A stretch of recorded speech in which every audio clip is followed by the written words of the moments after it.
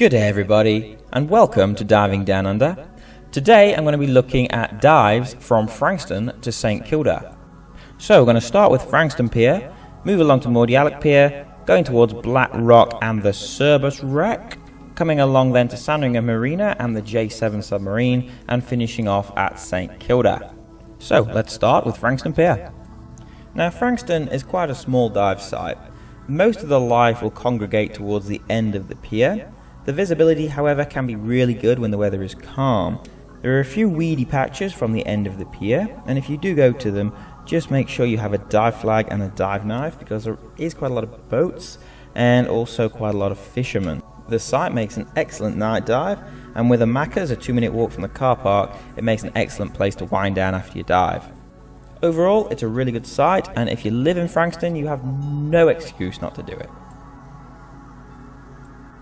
Now Mordialloc Pier, which is located at the end of Mordialloc Creek, it boasts quite a good array of mussel colonies, and there are thousands of them.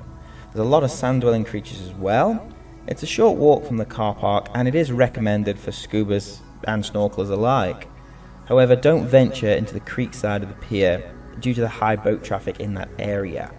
The visibility can be affected by heavy rains washing the mud down the creek and then across the pier, so it's best dived when the weather has been dry for a couple of days prior.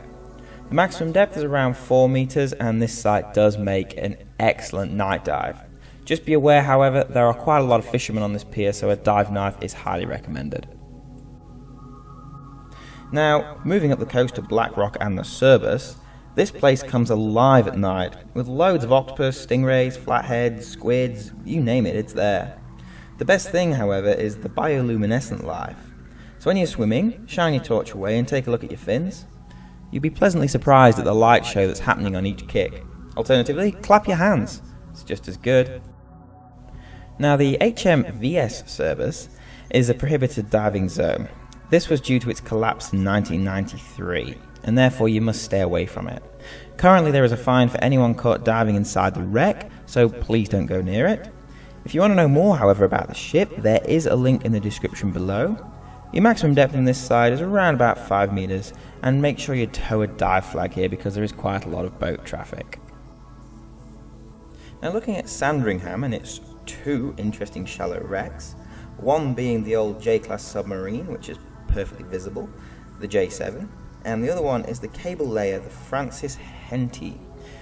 Now the Francis has almost disappeared. If you want to look at it, it's around the back of the wall on the outside of the marina, and the J-class Submarine is actually built into the boat moorings. This happened after a failed attempt to create a breakwater barrier in 1926. Now there is a link in the description if you want to know more about the J-class Submarines, especially the J7. Now don't penetrate the wreck, guys, simply because it's been there since 1926, it's a bit unstable, and it's full of silt. And if you're not amazing at your wreck diving and got some seriously powerful torches with some really good wreck reels, don't go in it. There's plenty to see around it. One thing I will mention as well is when you're getting in the water, make sure you climb down the ladders because you're in full sight of the Sandringham Marina. Your maximum depth is around 6 meters, and if you're not under the actual boat moorings themselves, make sure you take a dive flag with you. Overall, it's a really good dive. Now, moving on to the last one on the list is St-Kilda Pier. Now this makes a great night dive, or an early evening dive. The best entry point is on the boat ramp, and then swim under the pier to the end. When you get to the end of the pier, you can then follow the wall all the way around, or you can enter where the marina is and go around underneath that. Keep your eyes peeled because you might see some penguins swimming along, especially if they've just caught some fish. Along with that, you'll see heaps of other marine life. It's a really easy, nice dive, especially if you stay inside the wall at the end. The maximum depth is around 8 meters, and it is a really easy, highly recommended dive. Well, that's all I have for you for today, guys. If you want any more information, have a look in the description below. There's a description on the J-class Submarines and the HMVS Cerberus. Subscribe to the channel if you want to be notified of when new videos are released. And as always, thanks for watching and dive safely. See you next time.